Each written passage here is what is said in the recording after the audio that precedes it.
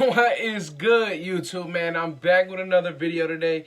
It ain't been too much news today, but there's been some. And really that's all we need, right? We could talk about the Raiders with anything, with the smallest thing, man. We could talk about this team for everything. But real quick, man, I really appreciate everything that y'all been doing, man. Last night I surpassed 400 subs. I'm now at 410 subscribers. The goal is it looks like it's getting more and more and more. Not easier, but it looks like we're getting closer to this goal every single day. And the goal is to get 1,100 subs so I can go live for y'all. So I can get that true interaction with my supporters, with the people who are supporting this channel. And like I'm saying, 1,100 subs is the goal. And like I just said, we just passed 400. We are less than 700 subs away from reaching this goal, man. And I don't need this to happen overnight. I'm going to just keep pumping out these videos, and this will come naturally. We got to do this, man. Let's do it. But like I always do this, shout out to Docs, man. He's been a huge support in this little run that I have going on. And also shout out to Icy Nate, man. I've been putting his link in the description, and that won't change. I'm gonna keep putting his link in the description to his Instagram channel, his Instagram page. I mean, he just like all of us, just straight Raiders. He's quick with it, bro. He's quick with it. If y'all want some quick Raiders news and y'all don't always want to have to wait for a video, hey, he's reliable. He's reliable. He knows what he's talking about. Just like all these other guys that you guys watch on a daily basis, he knows what he's talking about as well. So yeah, man. But with all that being said, bro, let's get into this video, man. Let's get into this video. So yesterday, I believe it was yesterday, we had the news come out that Willie Snead was going to be coming on a visit all the way to Vegas. And today, it looks like that visit went well. John Gruden buttered him up, sugared him up. And just today, Willie Snead signs with the Las Vegas Raiders on a 1-year deal. We don't know the details on this deal just yet, like the money. We don't know. All we know is that it's a 1-year deal, and he has put pen to paper. I like it because I honestly think that this depth now is very good at the wide receiver position. And what I really like about this deal is that, do y'all remember in 2019 when Hunter Renfrow went down against the Jets, and those couple weeks after that, man, it was like our offense was running in slow motion without Hunter Renfrow. Like, without Hunter Renfrow, our offense, it seemed like DC didn't have that confidence on third down. It was just rough without Hunter, man. Without Hunter, without that true slot guy, it looked tough. Now, God forbid that anything happens to any of our players this year, but injuries do happen, and Willie Snead is very versatile. He can play the X, Y, Z. He is very versatile. He can play the slot. He can play out wide. I like this signing a lot. I don't know how many receivers we're planning on keeping on this roster this year.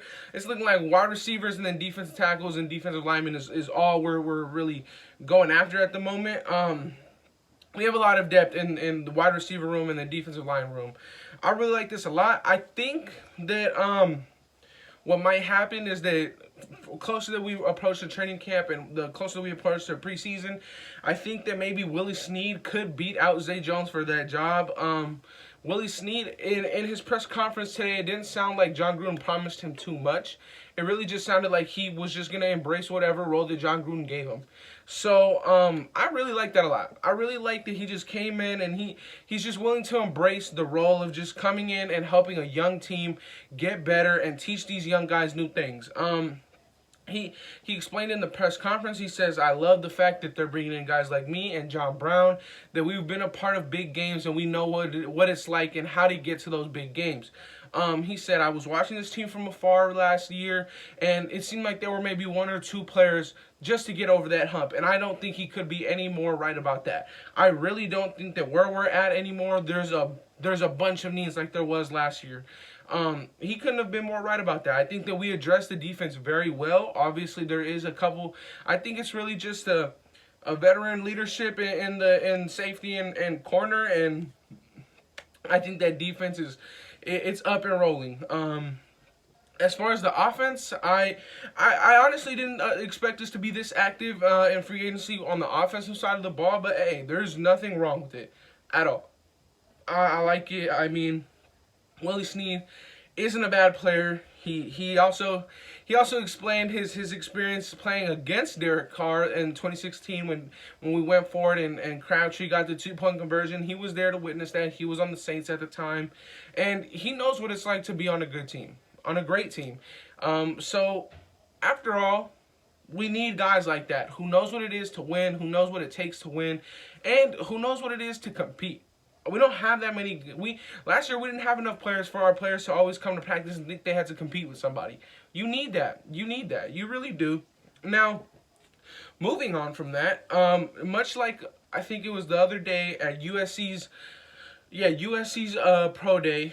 I believe Tom Cable and Mike Mayock was at the USC pro day, and they were there specifically watching guard slash tackle Elijah Vera Tucker. Well, today it looks like the Raiders had met with linebacker from Penn State, Micah Parsons, at his pro day, which that doesn't really mean anything, guys. We met with quarterbacks in the past at with their pro days and all that kind of stuff. This is just us doing our due diligence as a franchise to make sure that, all right, let's really hear this kid out. And if for whatever reason he is at our pick where we stand, because you never know with the draft, let's see if we want to take a flyer on him, take the quote-unquote risk with him, because people were trying to say he has character concerns, character issues. He isn't the best locker room guy, which could be detrimental to a franchise if the franchise is pretty close to where they want to go.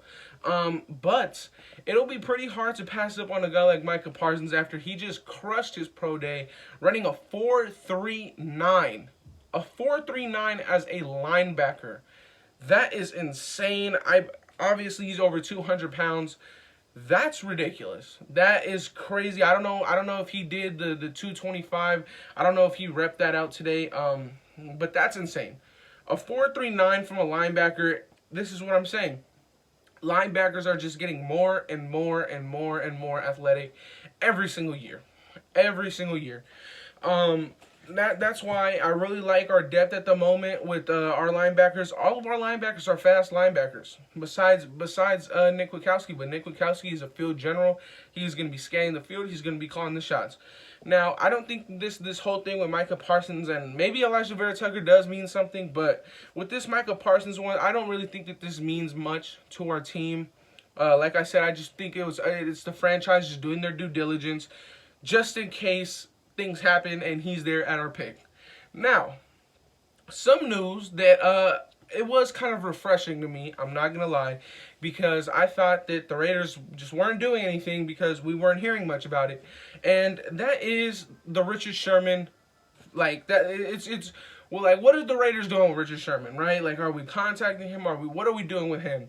And it seemed like we were all, like, open to getting Richard Sherman after we seen him on the Chris Collinsworth podcast, him and Richard Sherman talking with John Gruden, and it really seemed like they were gelling very well. Now, after that, it seemed like the whole nation was just open, was ready to accept Richard Sherman with open arms. Now, I know that some people think that we haven't signed him because possibly we would get hit with a fine or we would get hit with a loss of a draft pick. So it would be tough. You know, people would be worrying like that.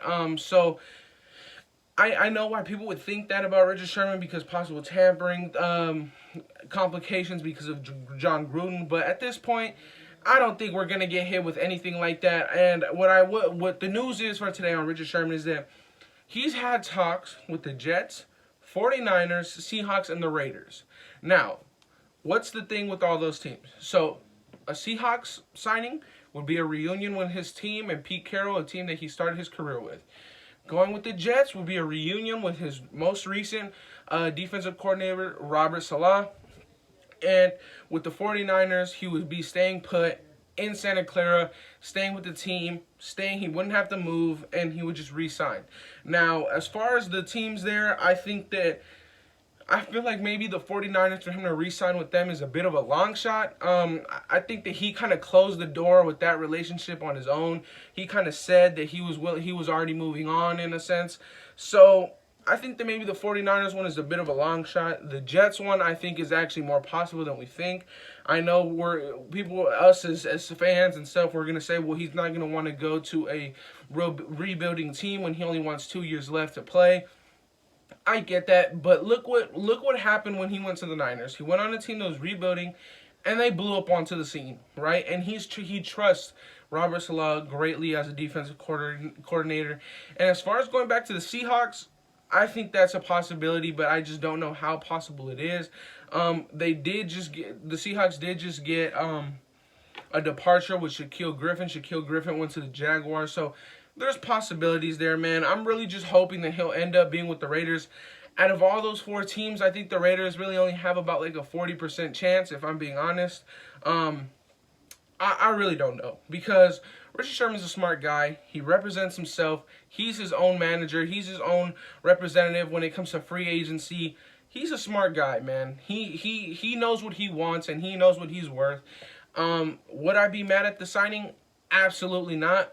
I just wouldn't know where we would get the money from, because as of now, we still don't know the details on Willie Snead's contract, and I really didn't think we had any money to spend, because the money that we restructured Mariota from, we all got to remember that money needs to go to our draft picks. Roughly $6 to $7 million needs to go to our draft picks this year. That's just how it is. We can't spend all of our money, because then how are we going to pay our draft players, you know? So the only way that I could see us signing Richard Sherman and maybe Malik Hooker, now that he didn't get a contract with the Cowboys, is honestly an extension on Derek Carr. That's the only way, because you can make anywhere from 10 to 18 million with a extension on DC, and that would be huge, because you would be able to get a Malik Hooker, you would be able to get Richard Sherman, and you would still be able to pay your draft players. So I don't know, man. I really don't know what's the move. I really am worried that Willie Snead might have got more money than John Brown. I'm hoping he didn't, because that wouldn't really make sense to me. But that'll be it for Raider. That'll be it for today, Raider Nation, man. I really don't know what else to talk about. I mean, I just hope that if that contract was over $3 million, man, for Willie Snead, I will be a bit disappointed. If it was $2 million or less, I would love it. That's a good deal. But yeah, man, like I said, this depth on the receiver room and this depth in the defensive line room, it's heavy, man.